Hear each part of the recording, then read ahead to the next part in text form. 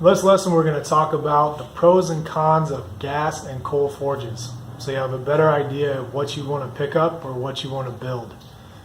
I'll talk about what I prefer after having used a variety of both, and how important ease of use is and how valuable your time is.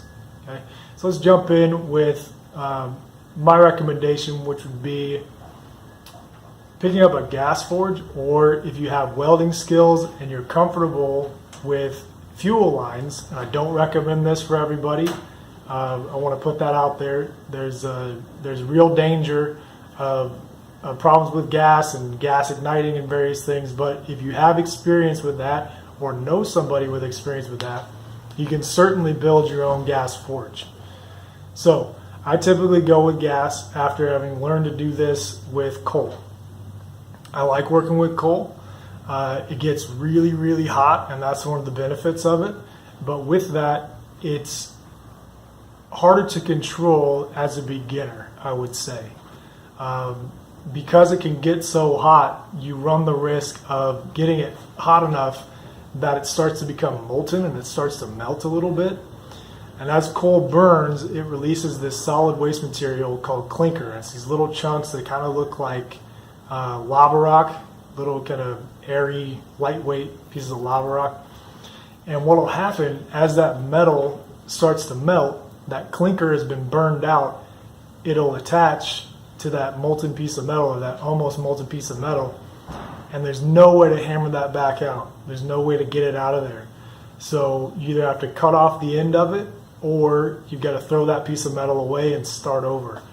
And this is where that old expression, you've got too many irons in the fire, comes from. So say you've got 3 pieces in your coal forge going, that blower's going, getting it super duper hot, they're becoming molten, and while that's going on, you're working on your anvil on another piece.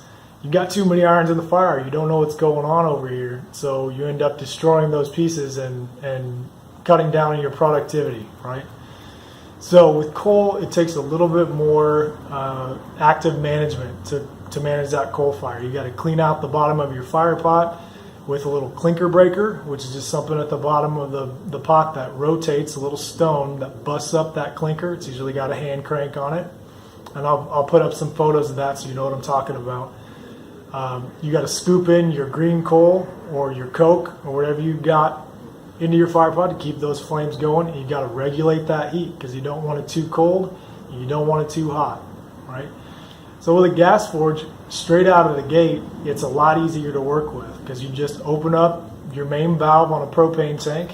You've got a regulator on it, and I highly recommend a regulator with a gauge. They cost $10 from Blacksmith Supply, and I'll put some notes under this about that. So regulator coming out of the tank, you've got your fuel line that goes into the burners up top, and I'll kind of get out of the way with these 2 pipes up top. Those are the burners where those flames are going to come out. Open up your main valve, and if you've got a shutoff on the side, and we'll move this around so you can see what a shutoff looks like, but those 2 brass handles down there at the bottom of the screen, I can control how much gas is flowing and when. And that becomes pretty important because you don't want to push gas before you're ready. Right? You don't want a big cloud of propane or natural gas building up and then lighting your torch, and then boom, you've got a big, you just made a fireball in your forge. You've lost your eyebrows or worse. So I want to emphasize that this is a dangerous thing to get into. I want to make that completely clear.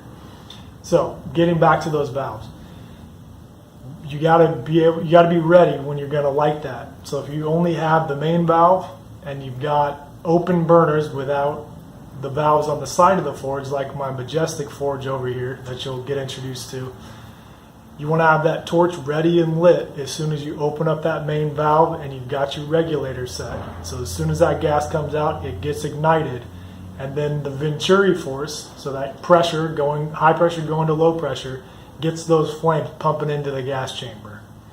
Okay, so it doesn't seem as simple as it could be. Maybe coal seems a lot easier, just to dump a bunch of coal into the center of a fire pot. You can use the old brake drum a lawnmower deck, a stainless steel sink, some piping, a little bit of a grate, and an old hairdryer to act as your blower. But if you can get around kind of the compressed gas part of it, and you know, the welding that you would need to do to get a square box or a round container made, it's actually a lot simpler to use on down the line. Okay, so my preference is definitely for gas. The last thing that it helps out with is that once you get that gas flowing at a certain pressure and you hold that pressure, it's going to maintain that heat all day long until that gas tank runs out.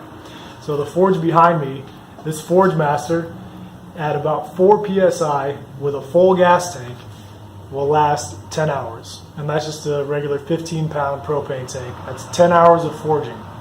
With coal, depending on how efficient you are and how familiar you are with coal and how it burns, you know, a 50-pound bag of coal, we don't know how long that would last you personally.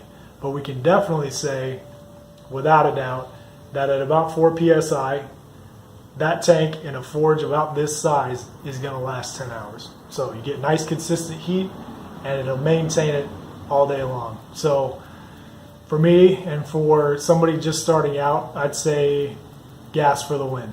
Thanks.